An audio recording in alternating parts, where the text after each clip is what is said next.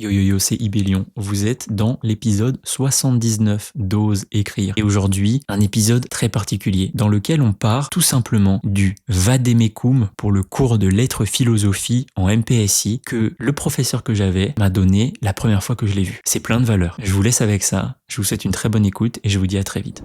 Moi, c'est Sam, Ibélion de mon nom de plume. Je suis écrivain, coach et j'accompagne celles et ceux qui veulent renouer avec leur rêve d'écriture. T'écoutes un podcast dont l'intention est simple, te donner inspiration, outils, motivation, discipline, bref, tout ce qui peut te permettre d'oser écrire. En gros, c'est un peu dans le titre quoi, ose écrire. Oh là les amis, je vous accueille pour un nouvel épisode de podcast. C'est le premier quelque part de l'année 2026. Après le bilan que j'ai fait la semaine dernière. C'est un épisode dans lequel je vais parler d'un sujet un petit peu particulier. En fait, tout récemment, j'ai passé un petit moment chez mes parents et j'en ai profité pour faire un tri dans certains cartons. Dans ces cartons, j'ai retrouvé notamment beaucoup de mes cours de prépa. Alors, j'ai fait le tri parce que, évidemment, on peut pas tout garder. Donc, j'ai jeté certaines choses, j'en ai gardé d'autres. J'ai gardé notamment toutes les fiches que j'avais pu faire de résumé de mes cours de maths, de physique, puisque j'étais en MPSI MP, donc j'ai majoritairement fait des maths et de la physique. Mais j'ai aussi gardé tout ce que j'avais fait en cours de lettres et en cours de philo. On avait très peu de temps à accorder à ça, et rétrospectivement, je me rends compte que je l'ai peut-être pas assez pris au sérieux. Et on portait tous un petit peu un regard, je dirais, à minima curieux sur notre professeur, qui était particulier dans son essence, mais qui, au regard de ce que je perçois désormais, avait un vrai amour des lettres et une vraie volonté de transmission, même si elle était parfois terriblement dure, une véritable envie de transmission de son amour des lettres. Et ce qui m'a le plus marqué de ce que j'ai retrouvé, c'est ce qu'il a appelé le vademecum pour le cours de lettres philosophie en MPSI. Je vais vous en lire quelques pages, ou quelques lignes plutôt, parce que je ne vais pas tout vous lire, mais dites-vous qu'il nous a donné ça la première fois qu'on l'a vu.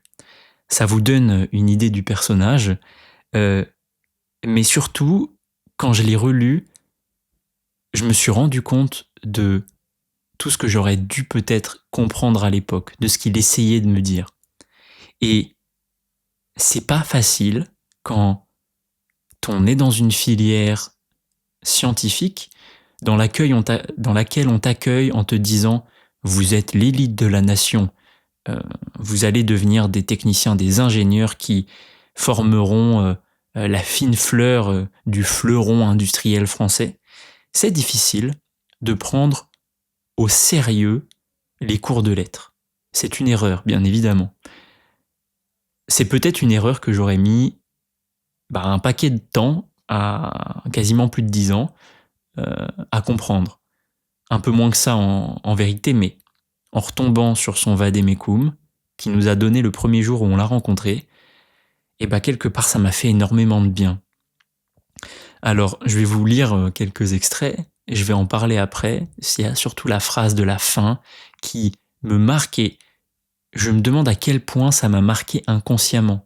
Je me demande à quel point j'ai gardé ça en tête et à quel point ça a forgé la personne que je suis devenue quand j'ai décidé de sortir de cette enveloppe de fleuron de l'industrie française dans laquelle on m'avait mis.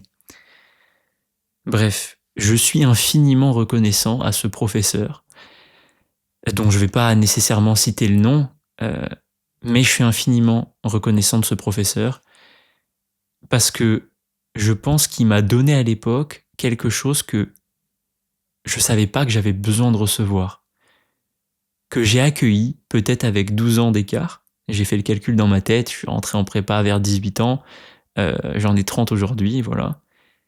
Mais je pense que toutes ces années, ça a fait ce chemin dans ma tête.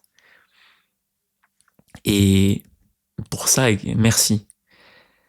Avant de le lire, je fais un petit big up aux professeurs, à ceux qui créent des vocations, à ceux qui partagent, à ceux qui, malgré l'environnement parfois difficile dans lequel on les autorise à évoluer, partagent leur passion, transmettent de véritables valeurs et autorisent à se poser des questions dans lesquelles il n'y a pas la réponse. Et j'ai toujours été extrêmement marqué par 2 types de professeurs. Les professeurs qui me poussaient, les professeurs qui me disaient « c'est bien mais tu peux faire mieux, je sais que tu peux faire mieux, j'ai lu en toi que tu pouvais faire mieux ».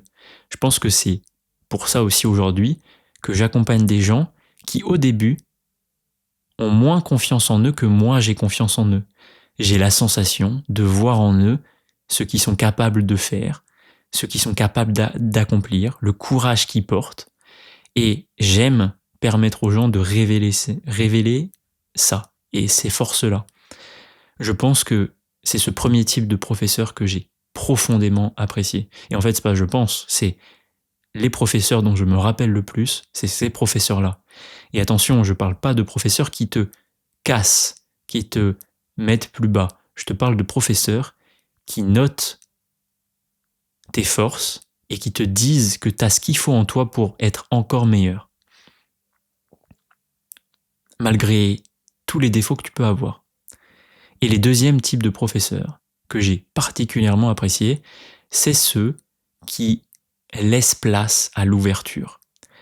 Les professeurs qui te posent des questions ouvertes, qui te demandent de réfléchir contre-intuitivement, qui te demandent de te forger ta propre opinion, qui te demandent de sortir de l'enveloppe dans laquelle parfois le processus éducatif français cherche à te mettre. J'ai toujours apprécié les professeurs qui essaient de te faire sortir des cases. Et on pourrait penser que ça passe surtout par des professeurs de français, de lettres, parce que la résonance que portent les textes est toujours extrêmement personnelle. Même si les mots ont un sens, l'impact qu'ils ont peut être très différent en fonction des gens. Mais en fait, pas que. Je me rappelle très bien d'un professeur de physique que j'ai eu pendant 2 ans qui nous faisait des cours spécifiquement de physique non intuitive, où dans la question, il y avait un semblant de réponse, mais en fait, c'était pas ça.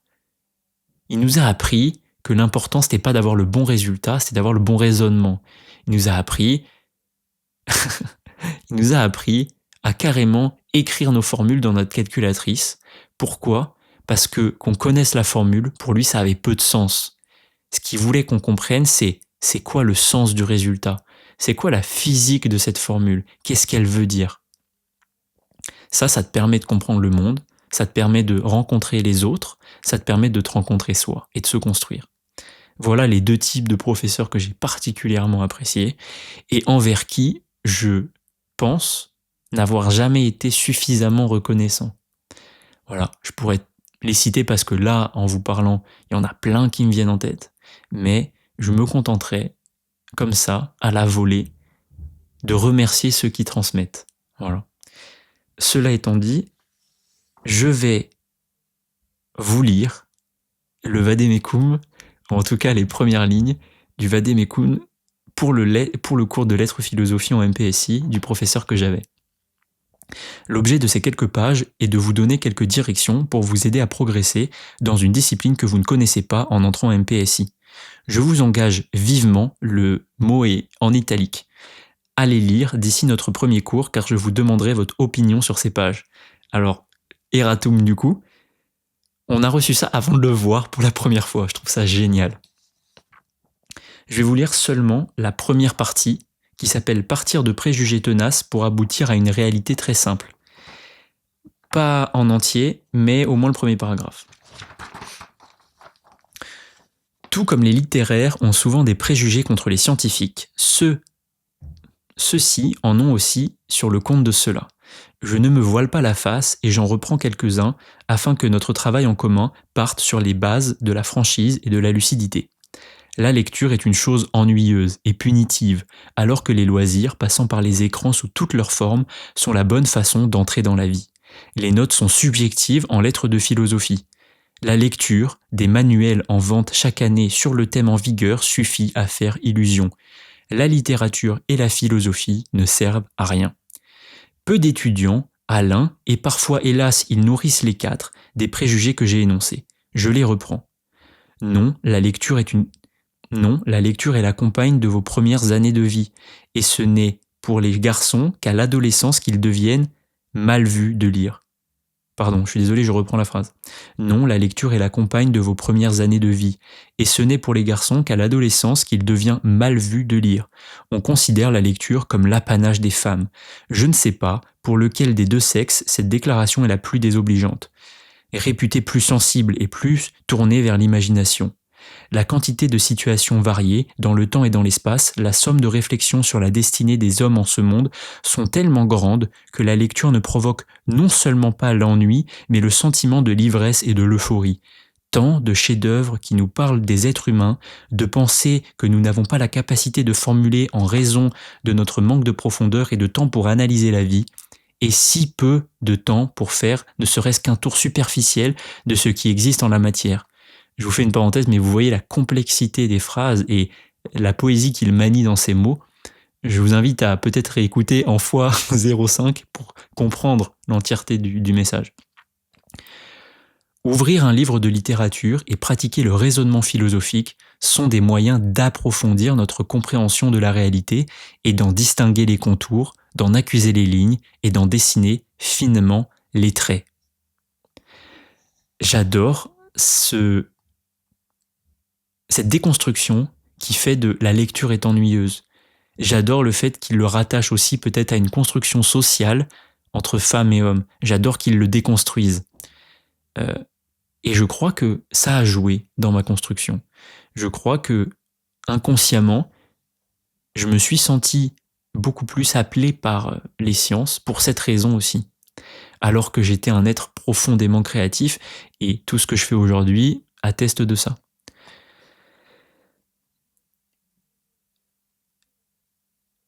Je vous lis, je réfléchissais, mais en même temps, c'est tellement intéressant que je trouve ça dommage de ne pas vous le lire. Donc je vous lis le paragraphe sur l'utilité des lettres. Je vous lis pas celui sur les notes subjectives, ça je suis partiellement d'accord parfois, et sur remplacer la lecture des textes en classe prépa, bon, ça parlera qu'à ceux qui font prépa. Mais par contre l'autre il est intéressant. Quant à l'inutilité des lettres et de la philosophie, oui, elles sont inutiles, comme la découverte des nombres irrationnels par les pythagoriciens, comme la découverte de l'Amérique par Colomb, comme celle de la pénicilline par Fleming. Qui êtes-vous au juste pour décréter ce qui a été, est, sera utile? Vous l'avez compris, je ne vous accorderai jamais ce point de l'inutilité par défaut. Au contraire, je pense que savoir exprimer une pensée rigoureuse, capable d'opérer des distinctions là où d'autres ne voient rien, capable de formuler en quelques mots bien choisis une situation délicate, est une qualité inappréciable. Je trouve que c'est absolument génial. Je suis touché par ce que je lis. C'est exactement... j'adore ce point de l'inutilité par défaut. Et je retrouve son côté un peu provocateur quand il dit « Qui êtes-vous au juste pour décréter ce qui sera utile ?» J'adore. Laissons aux gens trouver là où ils trouvent l'utile ou l'inutile. Et je pense que quand là, ça me marque parce que je lis ce passage et en fait, je me rends compte à quel point ça a joué inconsciemment dans la construction aussi. Je me suis tourné vers la philosophie. En fait, j'ai beaucoup lu quand j'étais jeune. C'est marrant parce que je suis exactement ce qu'il a décrit. J'ai beaucoup lu quand j'étais jeune. Avec les études, j'ai arrêté. Et j'ai repris au moment où j'ai décidé que je voulais commencer à changer un peu de vie et à sortir un peu de l'enveloppe dans laquelle je m'étais construit. Et j'ai été appelé par certains livres de développement personnel. Puis, j'ai été appelé par des livres de philo. Pourquoi ? Parce que je trouvais justement que il n'y avait que le sens qu'on lui donnait qui était intéressant. Il n'y avait pas d'utilité ou d'inutilité. Il y avait que ce qu'on en faisait quelque part, quels contours on dessinait, quelles lignes on traçait avec ce qu'on lisait. Ça m'a placé dans une envie de réflexion, envie d'ouverture sur le monde que j'avais jamais connue. Et inconsciemment, je pense que tous ces mots que j'ai lus quand je suis sorti de terminale et que je suis arrivé en prépa, bah, ils m'ont marqué. Voilà. Parce qu'il avait ce ton aussi. Il avait cette posture, cette présence qui était parfois un peu posture haute, parfois peut-être un petit peu, voilà, qui êtes-vous au juste pour décréter ce qui sera utile ou pas. Et je fais un autre parallèle, mais c'est exactement comme ça que je réponds quand je vois sous certaines de mes vidéos des commentaires de gens qui disent qui êtes-vous pour vous dire écrivain, je ne connais pas votre livre, et non, tout le monde ne peut pas écrire. Et frérot, qui es-tu au juste pour dire aux gens ce qu'ils sont? Je remercie encore une fois ce professeur. Et autre paragraphe qui là, voilà, est absolument génial. C'est le mot provisoire de la fin. Je vous lis que le dernier paragraphe.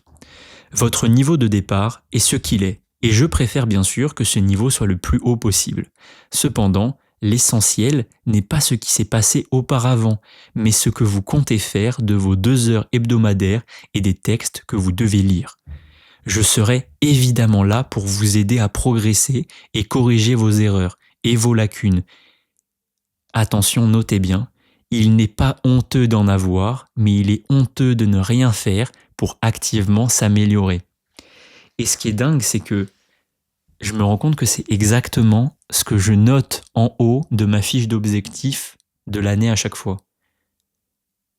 C'est pas grave de pas les atteindre. Par contre, ne rien faire pour les atteindre, ça c'est grave. Et j'adore. Et je trouve que c'est fou à quel point on n'avait pas le niveau de conscience pour entendre ça. Et je crois que là, je rejoins un petit peu aussi quelque part la mission de vie que je me suis choisie, de permettre à un maximum de gens d'oser écrire, quelle que soit la manière, que ça soit quand je les accompagne, eux, de manière personnalisée sur plusieurs mois, ou que ça soit parce qu'ils consomment mon contenu, que ça soit le podcast, sur Insta, bref. Mais dans cette mission, je me sens aussi investi de ce truc de « Ok, ouais, Sam, va falloir que tu te répètes ». Parce que parfois, on a besoin d'entendre quelque chose plusieurs fois pour que, à un moment, tac, on ait le déclic. Et donc, quelque part, le message que m'a transmis ce professeur de philosophie à cette époque, c'est que ce qui est quelque part problématique, c'est de rien faire pour aller obtenir ce qu'on doit obtenir. À l'époque, on allait passer des concours. Il fallait qu'on soit les meilleurs. Ça jouait aussi par les lettres philo. Il y a des concours où ils sont importants. Alors je sais pas encore maintenant, mais à l'époque, par exemple, à Centrale, c'était important de pas être une bille en philo. Et quelque part, avec l'objectif d'intégrer des grandes écoles, bah ouais, il fallait faire un pas, un effort dans des disciplines qu'on nous avait pas appris à apprécier et dans lesquelles on nous avait pas appris à faire des efforts, les lettres philosophie. Mais ce message, en fait, il s'étendait bien au-delà de ça. C'est hyper beau, le message qu'il porte. C'est l'espoir de dire, en fait, les choses peuvent changer, frérot. Genre, ouais, t'es peut-être pas doué là, aujourd'hui, mais ça, c'est pas grave. Là où tu pars, c'est pas grave. Par contre, ne rien faire pour aller là où t'as envie d'aller, ça coince un peu, quoi. Et typiquement, ça parlera beaucoup à ceux qui attendent d'être parfaitement formés, qui attendent d'avoir parfaitement tout préparé pour se lancer dans l'écriture. Ton niveau d'écriture actuel, il est pas tellement important. Par contre, l'énergie que tu vas mettre quotidiennement pour aller vers le rêve que tu as d'écrire ton livre, ça, c'est important. Et je peux te rassurer, ça passe par écrire beaucoup de trucs qu'on supprime et beaucoup de trucs qu'on corrige. ça me rappelle toujours cette phrase d'Eddings, et je terminerai peut-être là-dessus, parce que j'en ai déjà fait plusieurs podcasts, mais il y a 50% des traits de génie qu'on a qui servent à rien. Pourquoi ? Parce que tout simplement, c'est pas aligné avec les intentions qu'on a pour notre histoire, parce que tout simplement, c'est peut-être pas suffisamment à la hauteur de ce qu'on a envie de faire. Et voilà. Et c'est ok. Et les 50% géniales qu'on écrit ne peuvent exister que parce qu'il y a 50% de pas génial qu'on a aussi écrit. Voilà. Donc, je terminerai en faisant un gros big up à tous les professeurs qui m'ont encouragé, tous les professeurs qui m'ont invité à me poser des questions et qui m'ont du coup aussi, par la même occasion, transmis cette fibre du partage, de l'encouragement et d'oser, tout simplement. Je crois que avec ce vademecum de lettres philosophie de MPSI, j'ai peut-être été pour la première fois en contact avec un des mantras très forts d'ose écrire. Que chaque effort compte et que ce qui est important, c'est pas de là où on part, c'est qu'est-ce qu'on fait quotidiennement pour aller là où on a envie d'aller. Voilà, sur ce, je vous laisse et je vous dis à très vite.